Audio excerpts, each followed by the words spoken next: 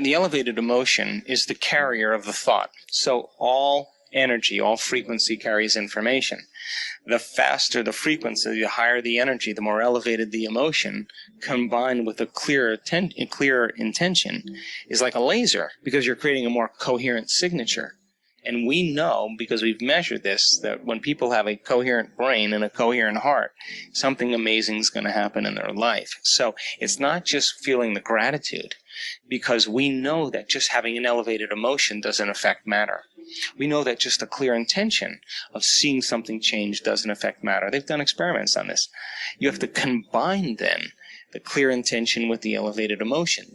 The emotion is the energy, the frequency, the carrier of the thought. The thought is the intent, it is the direction, it is the specific field, frequency. So it's like tuning a radio dial. So if it's all about vibration, it's all about energy. When there's a vibrational match between your energy and that potential that exists in the quantum field, when there's a vibrational match, it's going to find you. Intention is getting clear on what you want. So let's say you want a new home. Let's say you want a beautiful garden. Well, then start ripping out magazine pictures of gardens that you love. Start drawing pictures. Start seeing it. Start writing down the things that you want.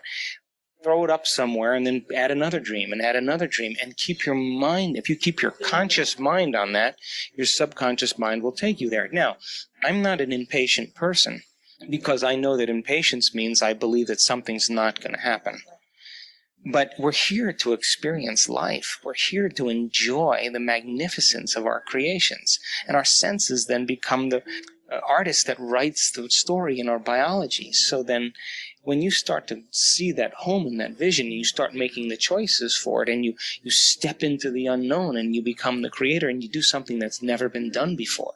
And it brings you joy, and it brings you excitement, and it has meaning behind it. Then your body is always following your mind.